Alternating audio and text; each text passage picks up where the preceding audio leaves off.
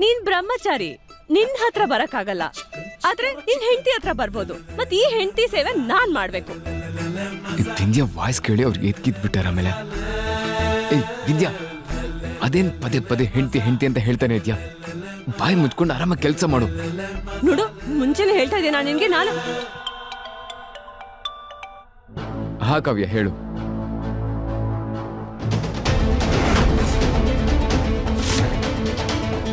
ಏನು? ನಾನು ಅರ್ಜೆಂಟಾಗಿ ಹಾಸ್ಪಿಟಲ್ಗೆ ಹೋಗ್ಬೇಕು. ಬರೋರ್ಗೆ ಇವಳ ನೀನು ಹೇಳ್ಕೊ. ಸೂರಜ್, ನಾನೇನ್ ಮಾಡ್ಲಿ?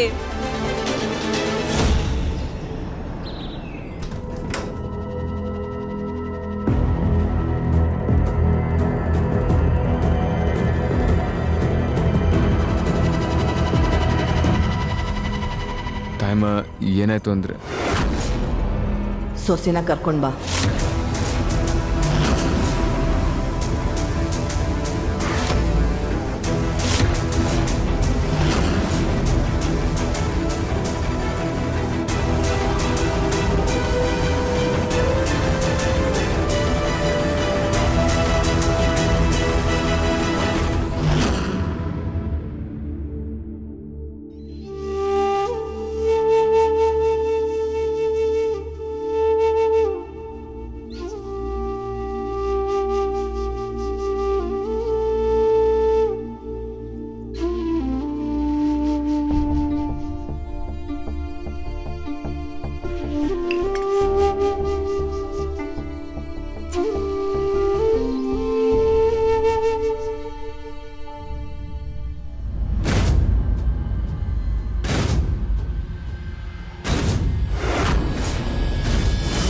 ಬಾಟ್ಲ ನೀರೇ ಕುಡಿಯೋದ ನೀನು? ಈ ಮನೆಯಲ್ಲಿ ಯಾವಾಗ್ಲೂ ಹಣ್ಣು ಮತ್ತೆ ಪಾಯಸನ ದೇವ್ರ ಪ್ರಸಾದ ಅಂತ ಇಡ್ತಾರ ಅಷ್ಟೇನೆ. ಮತ್ತೆ ದೀಪಾವಳಿನಲ್ಲಿ 15,000ಕ್ಕೆ ಇಡೀ ಮನೆಯವ್ರ ಬಟ್ಟೆ ಆಗತ್ತೆ. ಮತ್ ಒಳ್ಳೆ ನೀರು, ಅದಕ್ಕಂತೂ ಗಂಗೆ ನೀರ್ನ ಚುಮ್ಕಿಸ್ತಾರೆ ಅಷ್ಟೇ. ಮತ್ ಅವರಿಂದನೇ ನೀನು ಫ್ರೂಟ್ ಬೌಲು, ಒಳ್ಳೆ ನೀರು, 1,000 ರೂಪಾಯಿ ಬಟ್ಟೆ ಕೊಡ್ಸಕ್ ಹೇಳ್ತಿದ್ಯಾ? ಯಾಕೆ ಬಂದಿದ್ಯಾ ನೀನ್ ಇಲ್ಲಿಗೆ? ಸೂರಜ್ ಜೀವನ ಹಾಳು ಮಾಡೋದಕ್ಕೋಸ್ಕರನಾ? ನಾನೀ ಮದ್ವೆನೂ ಒಪ್ಕೊಂಡಿಲ್ಲ, ಇಲ್ಲಿ ಇರಬೇಕು ಅಂತಲೂ ಇಲ್ಲ. ನನಗೆ ಯಾರಿಂದಲೂ ಏನೂ ಬೇಕಿಲ್ಲ. ಒಂದು ಅವಕಾಶ ಬಿಟ್ಟು ಇಲ್ಲಿಂದ ಓಡ್ ಹೋಗೋ ಅವಕಾಶ, ಅದು ಸಿಕ್ಕಿದ್ರೆ ನಾನು ವಾಪಸ್ ಬರೋದೇ ಇಲ್ಲ.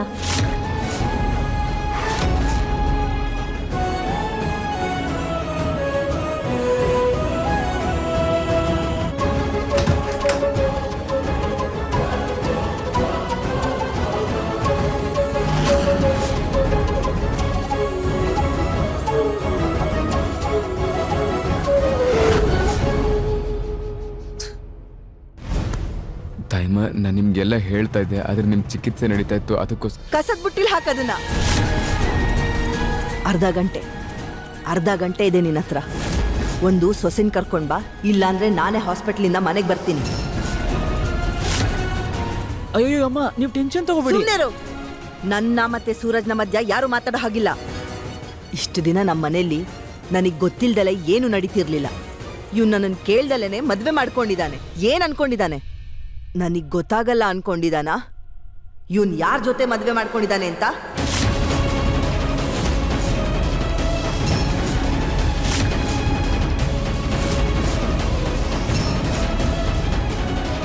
ಎಲ್ರಿಗೂ ಏನನ್ನಿಸ್ತಿದೆ ಅಂದ್ರೆ ನಾನೇ ಹೇಳಿದ್ದೀನಿ ಅಂತ. ಅಮ್ಮ ಏನಾದ್ರೂ ಮನೆಗ್ ಬಂದ್ಬಿಟ್ರೆ ನನ್ನ ಬೆಂಡೆತ್ತಾರೆ ಅಂತ ಭಯ ಆಗ್ತಿದೆ. ಆದ್ರೆ ತಾಯಿ, ಅರ್ಧ ಗಂಟೆ ಇದೆ ನಿನ್ ಹತ್ರ. ಆದ್ರೆ ತಾಯಮ್ಮ, ನಿರ್ಧಾರ ನಿನ್ ಕೈಯಲ್ಲಿದೆ. ಒಂದು ಸೊಸೆ ಇಲ್ಲಿಗೆ ಬರ್ಲಿ, ಇಲ್ಲಾಂದ್ರೆ ನಾನ್ ಮನೆಗೆ ಹೋಗ್ತೀನಿ.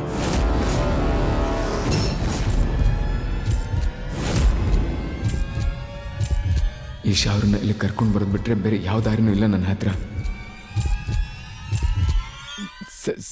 ಸರಿ ತಾಯಮ್ಮ, ನಾನು ಹೋಗಿ ಕರ್ಕೊಂಡು ಬರ್ತೀನಿ ಅವಳನ್ನ.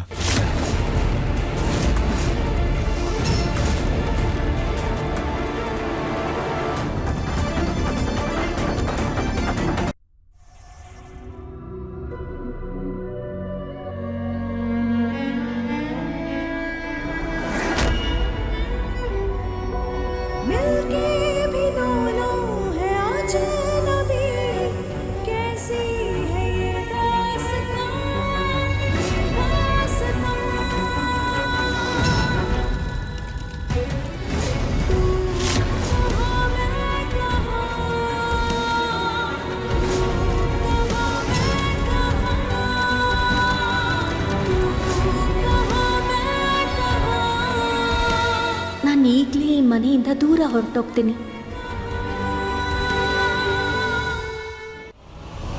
ಸೂರಜ್ ನಿಂತ್ಕೋ.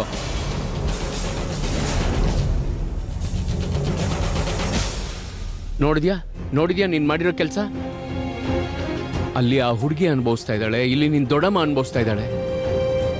ಯಾವಾಗ್ಲಾದ್ರೂ ಒಳ್ಳೆ ತೀರ್ಮಾನ ತಗೊಂಡಿದ್ಯಾ ನಿನ್ ಜೀವನದಲ್ಲಿ? ತಾಯಿಮ್ಮ ಇವಾಗ ನನಗೆ ಅರ್ಧ ಗಂಟೆ ಟೈಮ್ ಕೊಟ್ಟಿದ್ದಾಳೆ. ದಯವಿಟ್ಟು ನನ್ಗೆ ಇವಾಗ ಹೋಗೋಕ್ ಬಿಡಿ. ನಿಮ್ ಪ್ರೀತಿ ಮಾತುಗಳನ್ನ ಆಮೇಲೆ ನಿಧಾನವಾಗಿ ಕೇಳಿಸ್ಕೊತೀನಿ. ಒಡೆದೋಗಿರೋ ಬಕೆಟಲ್ಲಿ ನೀರು, ಬರಡ್ ಭೂಮಿ ಮೇಲೆ ಬೆಳೆ ಎರಡೂ ಸಾಧ್ಯ ಇಲ್ಲ. ಬಲವಂತವಾಗಿ ಮದ್ವೆ ಏನೋ ಆಗ್ಬಿಟ್ಟೆ, ಆದ್ರೆ ಎಳ್ಕೊಂಡು ಇಲ್ಲಿಗೆ ಕರ್ಕೊಂಬರ್ಬೇಡ. ಅವಳನ್ನ ಕರ್ಕೊಂಬಂದ್ರು ಅವಳಿಗೆ ಅರ್ಥ ಮಾಡಿಸ್ಬಿಟ್ಟು ಇಲ್ಲಿ ಕರ್ಕೊಂಬ, ಸರಿನಾ? ಈಗ ನಡಿ, ನಾನು ನಿನ್ ಜೊತೆ ಬರ್ತೀನಿ. ನಡಿ. ಇಲ್ಲ, ನಾನು ಈ ಮದ್ವೆನ ಒಪ್ಕೊಳ್ಳಲ್ಲ.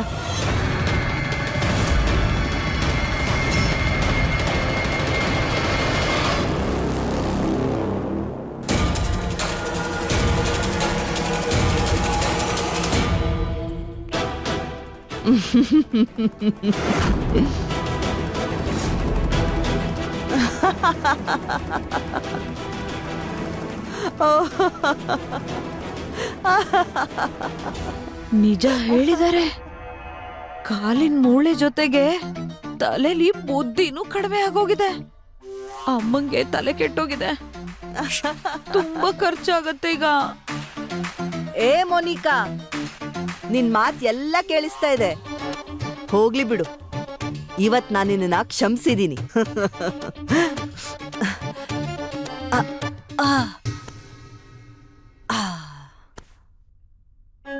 ಅವನಿಗೆ ಮಾತ್ ಬರ್ದೇ ಇದ್ದಾಗಿಂದನು ಅವನ್ ಏನ್ ಹೇಳ್ಬೇಕು ಅಂತಿದ್ನೋ ಅದು ಅರ್ಥ ಆಗ್ತಾ ಇತ್ತು. ಅವನ್ ಹೇಳ್ದಲೇ ಇರ್ಲಿ, ನನಗೆಲ್ಲ ಅರ್ಥ ಆಗತ್ತೆ. ಹೇ ಶ್ರೀಕೃಷ್ಣ, ನಾನ್ ಸೋತೆ. ಕೊನೆಗೂ ಆ ಹುಡುಗಿ ನಮ್ ಸೂರಜ್ ಬ್ರಹ್ಮಚರ್ಯನ ಮುರ್ದೇ ಬಿಟ್ಲು. ಅವಳು ಬಂದು ನನ್ನ ಮುಂದೆ ನಿಂತ್ಕೊಂಡ್ರೆ ನಾನು ಏನು ಮಾತಾಡದೆ ಅವಳಿಗೊಂದು ಮುತ್ತು ಕೊಡ್ತೀನಿ. ಆಮೇಲೆ ಅವಳು ಕಿವಿ ಹಿಂಡಿ ಹೇಳ್ತೀನಿ, ಬಿಂದ್ಯಾ ನೀನ್ ಸರಿಯಾಗಿ ಮಾಡಿದ್ಯಾ. ಅವಳ್ದು ಮತ್ತೆ ಸೂರಜ್ ಮದ್ವೆ ಬಗ್ಗೆ ನನಗೆ ಹೇಳಕ್ಕಾಗ್ತಿರ್ಲಿಲ್ವಾ? ಹೌದಲ್ವಾ? ನನಗ್ ಗೊತ್ತು, ಯೋಚನೆ ಮಾಡ್ತಿರ್ಬೋದು ಮನೆಗೆ ಬಂದ್ಮೇಲೆ ಹೇಳೋಣ ಅಂತ. ಅವಳು ನನಗೋಸ್ಕರ ಮನೆಗೆ ಬರೋದೇ ಕಾಯ್ತಿರ್ತಾಳೆ.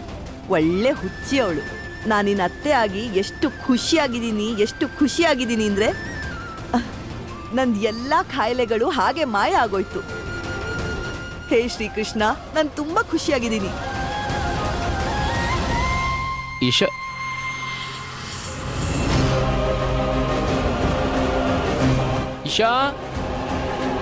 ಇಶಾ ಪುಟ್ಟ.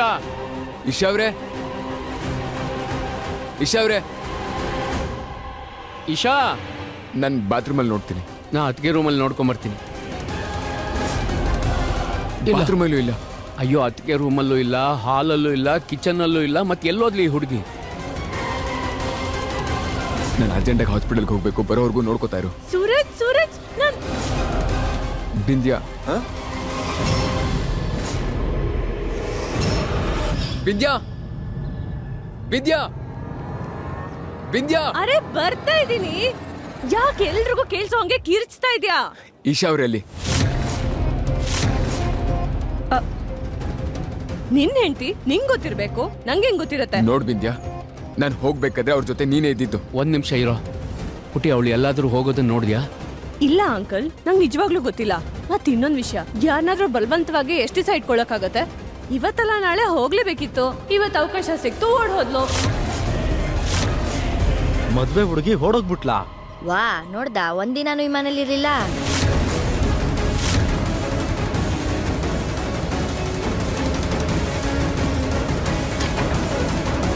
ಅವಳಂತೂ ಇನ್ನು ವಾಪಸ್ ಬರಲ್ಲ ಸೂರಜ್.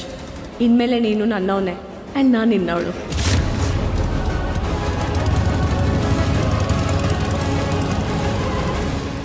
ಇಶನ ಆರೋಗ್ಯ ಬೇರೆ ಸರಿ ಇಲ್ಲ. ಇಂಥ ಪರಿಸ್ಥಿತಿಯಲ್ಲಿ ಅವಳು ಎಲ್ಲಿ ಹೋದ್ಲೋ ಗೊತ್ತಾಗ್ತಿಲ್ವಲ್ಲ.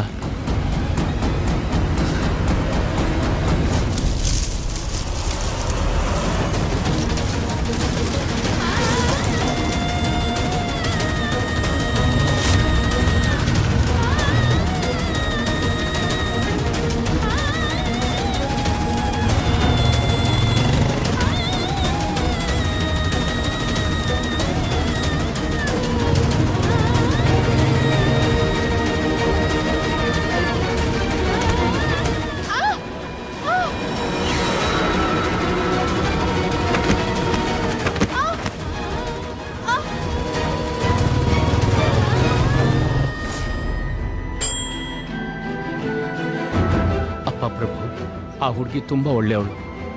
ಅವಳು ಎಲ್ಲೇ ಇದ್ರೂ ಅವಳಿಗೇನು ತೊಂದರೆ ಆಗದೆ ಇರೋ ಹಾಗೆ ನೋಡ್ಕೊಂಡು ಕಾಪಾಡು ತಂದೆ.